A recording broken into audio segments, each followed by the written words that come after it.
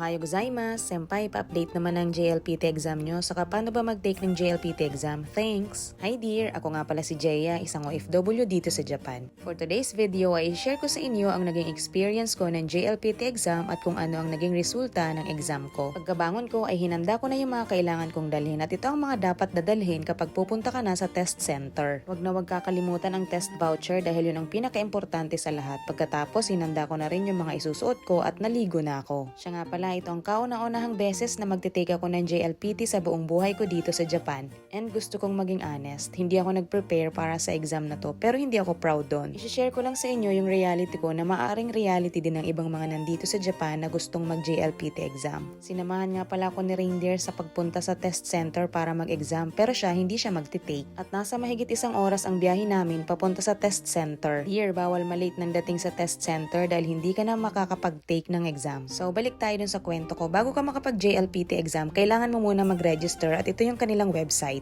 I-type mo lang sa Google jlpt.jp tapos lalabas na dun ang mga instruction kung paano mag-register. Ang bayad nga pala sa JLPT exam ay 7,500 yen regardless of level. At babayaran mo to pagkatapos mong makapag-register. Ikwento ko lang kung bakit ko naisip mag-take ng JLPT exam.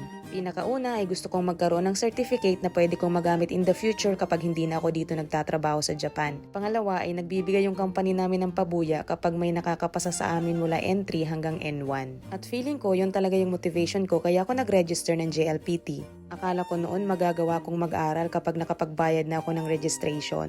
Teka dear, nandito na pala tayo sa St. Andrews University kung saan gaganapin ang JLPT exam na malapit sa amin. Namangha ako dito sa university, napakalawak at napakarami na ring nagsisidatingan na magte-take ng exam. At nung mga oras na to, sobrang init talaga habang kami ay naglalakad papunta dito. Kitang-kita naman, basang-basa na yung kilikili ko. Sa sobrang lawak nga nitong university, hindi ko kaagad nahanap yung test room ko hanggang sa makita ko itong mga kasamahan ko sa trabaho na taga Myanmar. Ang dami pala nilang magte-take ng exam tapos ako mag-isa lang. Napakasisipag talaga nilang mag-aaral. Nakakabilib nga yung disiplina nila samantalang ako sa totoo lang hindi talaga ako nag-aaral. Pero dahil nanghihinayang ako sa binayad ko sa registration, tinuloy ko na rin to. At gusto ko rin talagang ma-experience kung paano mag-JLPT exam. Nagulat ako sobrang dami pala ng mga nagtitake nito. Ganito na kami karami para palang ito sa mga entry level. Magkakaibang building ang pag-i-examan kada level. At take note, dito pa lang yan sa St. Andrews University. At sa sobrang dami nga, iba't ibang amoy na yung malalanghap mo. Makalipas pa ang ilang minutong paghihintay ay pinaakyat na kami at hinanap na namin ang kanya-kanya naming test room. Nakalagay pala sa test voucher kung saang room ka mag-exam.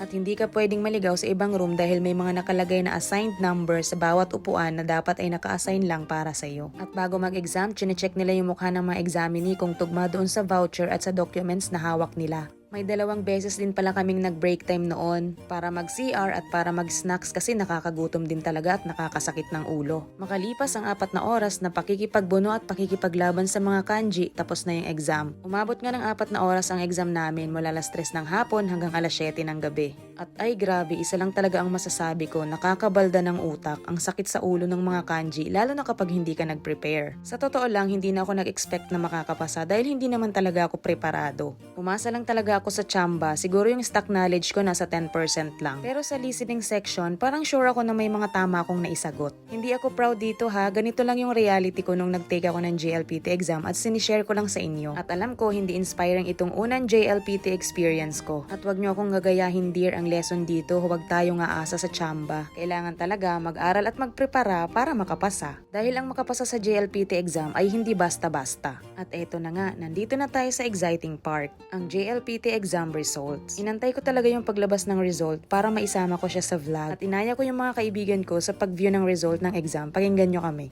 Alam mo yan, hindi ka na excited na bad trip ka na. Oh, yan na, yan na. Appeal na agad!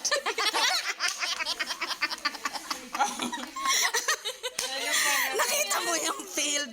Uy, tito gagi, ang taas ha. For details, tingnan mo ko. Ay, oo. Sayang. Uy, listening. Uy, grabe. Pasado tayo sa listening. Sabi ko, listening ako pasado. Dito ka sa vocab Language. Oo.